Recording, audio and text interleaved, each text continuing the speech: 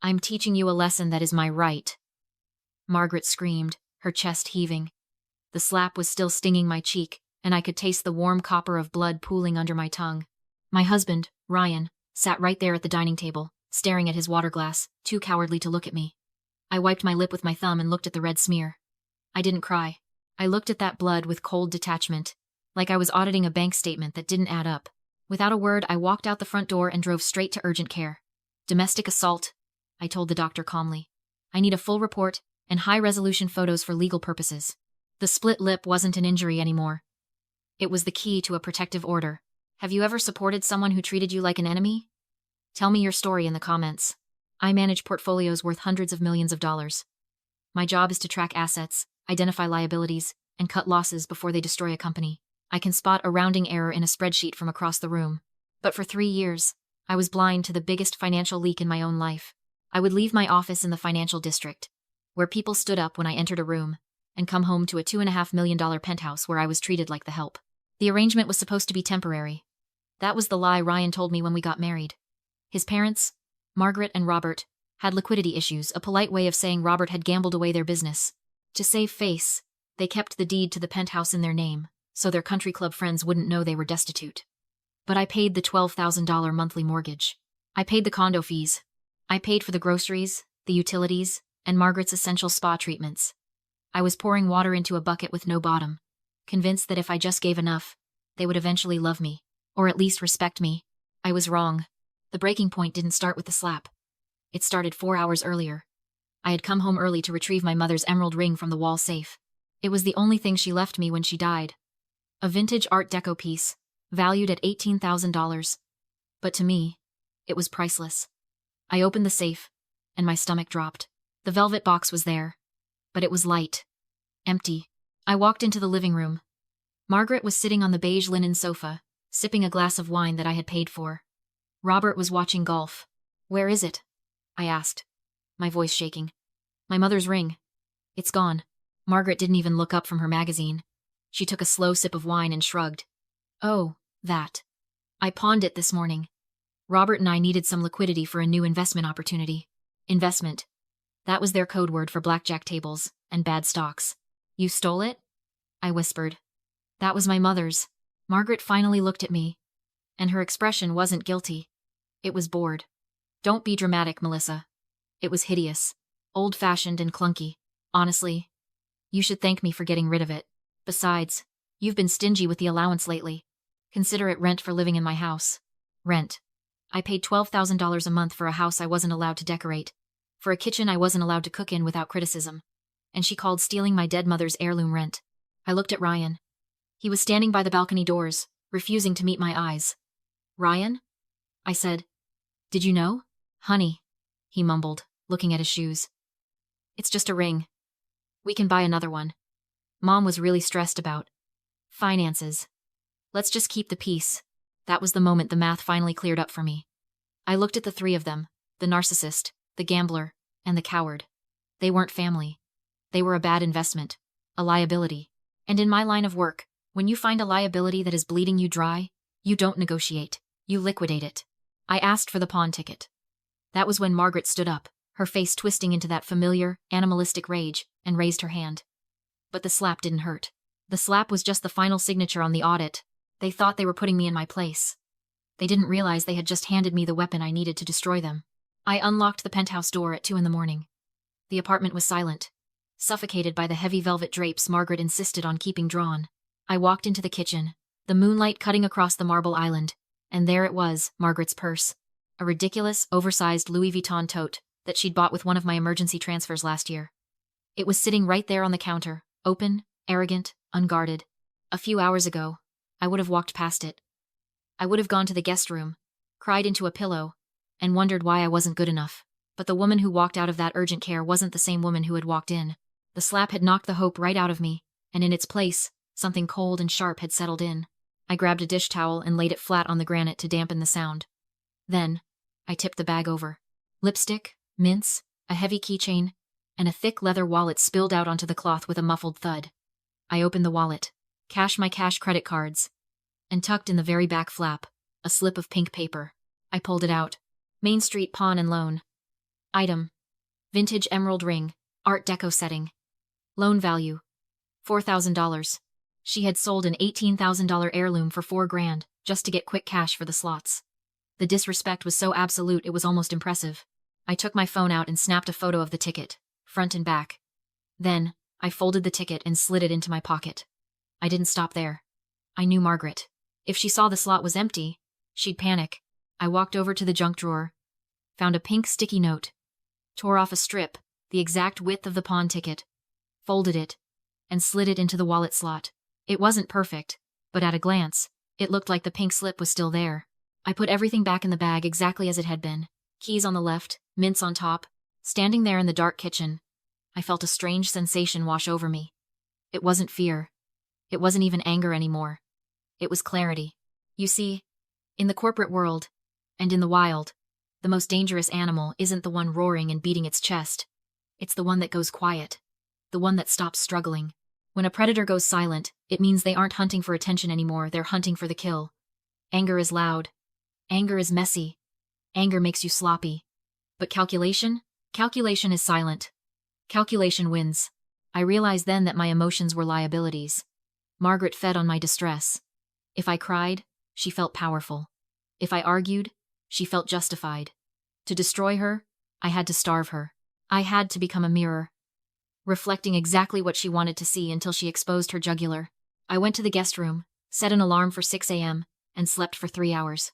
When I woke up, I put on my makeup, not just foundation to cover the bruising on my lip, but the persona of the chastised, obedient daughter-in-law. I went to the kitchen and started cooking.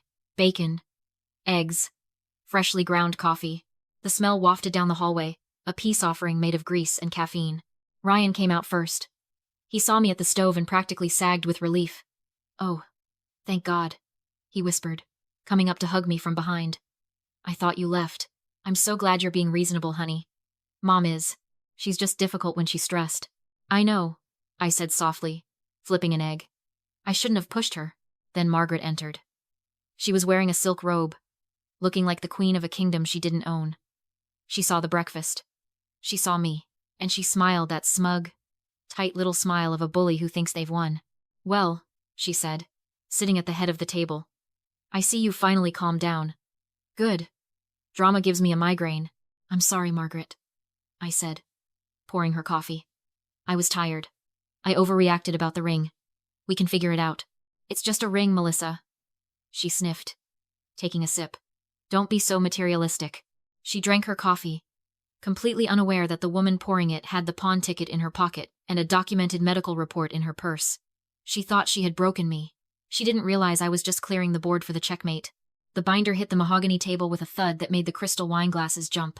It was 3 inches thick, bound in black leather, with a single label embossed on the front in stark red letters: Insolvency Risk Assessment. I didn't wait for them to ask.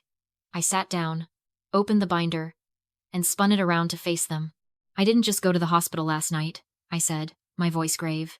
"I went to my office. I pulled the public records on Robert's business debts, and I intercepted the mail that's been piling up in the foyer." Margaret looked at the binder as if it were a bomb. "What is this?" "This," I said, pointing to a highlighted paragraph on page 4, "is a notice of default from your primary creditor. You haven't paid the commercial loan on the old business in 6 months." Robert went pale. I was handling that. "I have a system."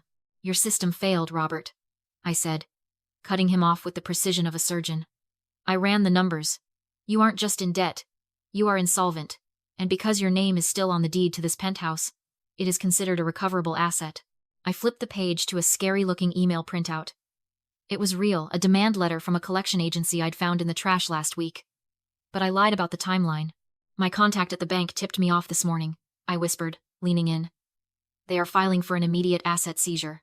By Monday morning at 9 a.m. They will freeze your accounts and put a lien on this apartment. Once that lien is filed, you can't sell it. You can't refinance it. And you certainly can't live in it." The silence in the room was absolute. I watched the terror bloom in Margaret's eyes. It wasn't fear of poverty. It was fear of embarrassment. She was imagining the country club gossip. She was imagining the doorman seeing an eviction notice. We can't lose the penthouse," she stammered, her hand going to her throat. "Melissa, you have to pay them. Write a check." "I can't," I said. "The debt is $400,000. Even if I paid it, the IRS is next in line. Throwing money at this is like rearranging deck chairs on the Titanic. We need to save the ship. How? Ryan asked, his voice trembling. I paused. I let them sweat for 3 seconds. Then, I offered the poison apple. We have to get the asset out of your name, I said. Before Monday, I pulled a single, crisp document from the back pocket of the binder. This is a quitclaim deed.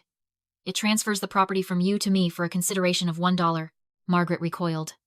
Give you our house? Not give, I corrected, lowering my voice to a conspiratorial whisper.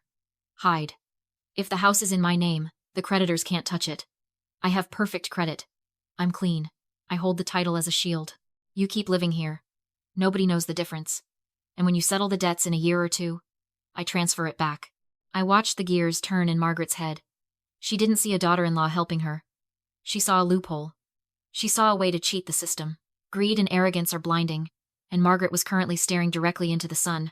And you're sure this works? Robert asked, wiping sweat from his upper lip. It's legal? It's a gray area, I lied smoothly. That's why we need to do it now, before the lien hits. It's the only way to protect the family legacy. Margaret looked at Robert. Then she looked at me with a smirk that chilled my blood. She thought she was using me. She thought I was the patsy who would hold the bag while they committed fraud. Fine, she said, waving her hand dismissively. Draw it up, but I want it notarized properly. I don't want any mistakes. I'm way ahead of you, I said, closing the binder. I have a mobile notary coming to dinner on Friday. We'll sign it between the salad and the main course. I stood up and walked away before they could see the triumph in my eyes. They thought they were signing a shelter for their assets. They didn't know they were signing their own eviction notice.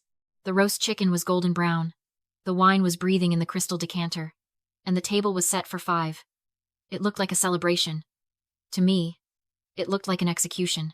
10 minutes before the doorbell rang, I pulled Ryan into the master bedroom. He was pacing, wringing his hands, looking like he might vomit on his silk tie. I can't do this, Melissa, he hissed. This feels illegal. Lying to my parents? Making them sign over their home? I grabbed his shoulders and looked him dead in the eye. I needed him paralyzed, and fear is the best paralytic. Ryan, look at me. Your parents are $400,000 in debt. If the creditors seize this apartment on Monday, your inheritance hits 0. You get nothing. They end up in a state-run nursing home, and you end up paying for it. He stopped pacing. The word inheritance hit him like a sedative. I am doing this to save your future. I lied, my voice steady and reassuring. I am acting as a human shield. But if you say one word, if you even look at them wrong, the deal falls apart. The bank takes the keys. And we lose everything. Do you understand? He swallowed hard and nodded. Okay. I trust you. He didn't trust me. He trusted the money he thought I was saving him. The doorbell rang. It was Mr. Henderson, the mobile notary I had hired. He was a small man with a thick briefcase and a professional smile, completely unaware that he was about to facilitate the most satisfying heist of my life. Dinner was surreal. Margaret was in high spirits, practically glowing with the thrill of getting away with something. She poured wine for Mr. Henderson, chatting about the unfortunate bureaucratic mix-up that required this paperwork. She acted like a queen, rearranging her borders, not a debtor running from the law. You know, she said, cutting a piece of chicken. It's really a shame the government is so predatory toward successful families. But we have to be smarter than them, don't we? Absolutely, ma'am, Mr. Henderson said politely, just wanting to get paid and leave. When the plates were cleared, I brought out the documents. I laid the quitclaim deed in the center of the table. Sign here, here, and here, Mr. Henderson instructed, pointing to the lines. This transfers full ownership of the property to Melissa. Robert picked up the pen. His hand hovered. For a second, I thought he might back out. But then he looked at me, and I gave him a reassuring nod. I'm on your side, my eyes said. I'm the good daughter-in-law. He signed. Then it was Margaret's turn. She took the pen, but she didn't sign. She looked up at me, her eyes narrowing. The paranoia that had kept her alive this long was kicking in. Wait, she said. She reached into her pocket and pulled out a piece of paper. It was handwritten on her personalized stationery. I want a guarantee. A side letter. My heart didn't even skip a beat. I had anticipated this. What is it? I asked innocently. It's a contract, she said, sliding it over.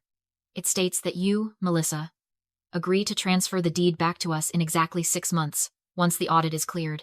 If you don't sign this, I don't sign the deed. She looked triumphant. She thought she had trapped me. She thought this piece of paper was her insurance policy. I picked up the pen and signed it immediately, without even pretending to read it. Of course, Margaret, I said, sliding it back to her. I don't want your house. I'm just holding it for you. She smiled, satisfied. She signed the deed. Mr. Henderson applied his stamp. Thump. Thump. The sound was final. He gathered his logbook, thanked us for the coffee, and left. As the door clicked shut behind him, I looked at the side letter sitting next to Margaret's wine glass. She thought it was a shield. She didn't realize she had just documented her own crime by signing a contract that explicitly stated the transfer was temporary to hide assets from an audit. She had created physical proof of fraud. In the legal world, that's called unclean hands. No court in the country would enforce that contract. She had just handed me the deed and simultaneously destroyed her only way to get it back. Well, Margaret said, raising her glass. To keeping what's ours. To keeping what's ours, I repeated, and took a sip of wine. It tasted like victory. The door clicked shut behind Mr. Henderson, sealing the silence in the penthouse. For a moment, the only sound was the hum of the refrigerator and the soft clink of Robert pouring himself another glass of wine.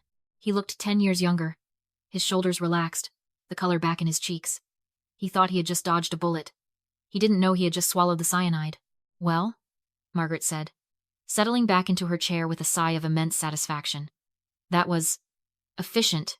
You handled that well, Melissa. I'm surprised. I aim to please, I said, my voice devoid of any inflection. She swirled her wine, watching the legs drip down the glass. Now that the unpleasantness is behind us, we need to discuss next month's allowance. With all this stress, the audit, the transfer, Robert and I need a vacation. A cruise. Perhaps. I'll need an extra $5,000 on top of the usual 12. Call it a management fee for cooperating with your little scheme. There it was. The insatiable hunger. Even when I was saving them, she had to take a bite. I don't think that will be necessary, I said. I stood up. I didn't rush. I walked over to the sidebar where I had placed a silver serving tray earlier that evening, covered by a linen napkin. I carried it to the table with the reverence of a priest presenting an offering. I placed it directly in the center, between the roast chicken carcass and the empty wine bottle. I have one last thing for you, I said. Dessert. Margaret frowned. I didn't ask for dessert. You'll want this. I whipped the napkin away. There was no cake. There were no pastries. On the cold, reflective silver surface lay 3 distinct items. First, a velvet box, open. Inside, my mother's Art Deco emerald ring glinted under the chandelier light. Second, a stack of papers stapled together with a bright red cover sheet labeled Emergency Protective Order. Third, a single sheet of printer paper with a paragraph of text highlighted in yellow. Margaret stared at the ring. Her brain couldn't compute its presence. How? I redeemed it this morning, I said softly. Using the pawn ticket you thought was still in your wallet. It cost me $4,200 with interest. Consider it the last check I will ever write for this family. She reached for her purse instinctively, dumping it out on the table. The pink sticky note fluttered out the decoy I had planted. She stared at it, her face draining of color as she realized I had been inside her bag, inside her secrets. For days. You went through my things, she hissed. You thief. I recovered stolen property, I corrected. And that, I pointed to the red-covered document, is an emergency protective order. A judge signed it an hour ago based on the medical report of the assault you committed against me on Tuesday. It states that you cannot be within 500 feet of me or my residence, which makes your presence at this table, right now, a criminal offense. Robert stood up, knocking his chair over. This is insanity. You can't kick us out of our own house. It's not your house, I said. Not anymore. We just notarized the deed. It's my house, legally, irrevocably. We have the side letter, Margaret screamed, grabbing the handwritten contract she had forced me to sign. She waved it in the air like a weapon. It says you have to give it back. It says this was just to hide assets from the IRS. If you try to keep it, I'll sue you. I'll show the judge this letter. I smiled. It was the first real smile I had felt in years. Read the third paper on the tray, Margaret. She looked down at the single sheet. It was a printout of a legal definition. It's called the clean hands doctrine, I explained, my voice calm, almost professorial. It's a fundamental principle of U.S. law. It states that he who comes into equity must come with clean hands. It means that if a party seeks the court's help, they cannot have acted unethically or illegally in relation to the subject of the lawsuit. I leaned in, watching the realization hit her like a physical blow. There is no IRS audit, Margaret. I forged that binder. I lied to you. But when you signed that deed, and more importantly, when you forced me to sign that side letter, you documented your intent to commit tax fraud. That letter proves you were trying to hide assets from federal creditors. If you take that letter to a judge, you aren't suing me, you're confessing to a felony. No court in this country will enforce a contract written to facilitate fraud. You have unclean hands.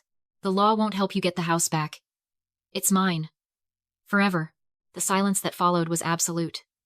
It was the sound of a vacuum sealing. The sound of oxygen leaving the room.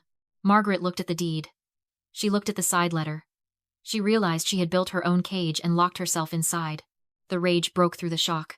She let out a guttural shriek, a sound of pure, narcissistic injury, and lunged across the table. Her fingers curled into claws, reaching for my face, for my eyes. I didn't flinch. I didn't block it this time. I simply pointed to the corner of the ceiling.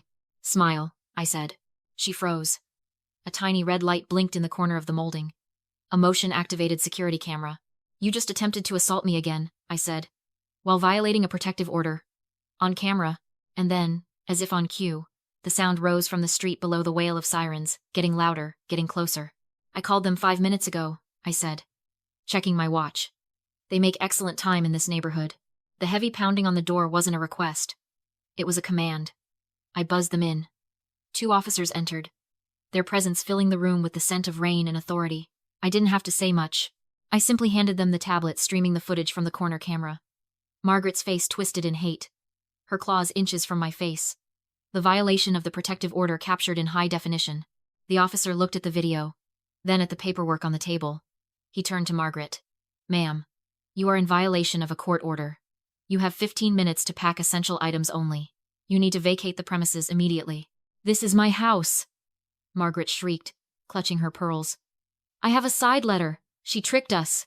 That's a civil matter for a judge to laugh at later, the officer said, unimpressed. Right now, this is criminal trespassing. Move. I watched them scramble. It was pathetic. The people who had treated me like a servant for 3 years were now shoving clothes into garbage bags under the supervision of a rookie cop. They lost their dignity the moment they lost their power. Ryan stood by the balcony, weeping. He looked at me, his eyes red and swollen. Melissa, please. You can't do this. They're old. They have nowhere to go. I looked at him. And I felt nothing. No love, no hate. Just the emptiness of a bad investment finally written off. I didn't do this, Ryan. They did. And you let them. I didn't hit you, he pleaded, reaching for my hand. I stepped back. No, I said, my voice ice cold. You just watched. You watched her slap me on Tuesday and said nothing. You watched them steal my mother's ring and said nothing. You sat at this table tonight, ready to let them rob me blind, and said nothing. You aren't a husband, Ryan. You're an accessory. Get out. He opened his mouth to argue, but the second officer stepped forward, hand resting on his belt. Ryan hung his head and walked out the door, trailing behind his parents like a ghost. I stood on the balcony and watched the squad cars pull away, their red lights reflecting off the wet pavement.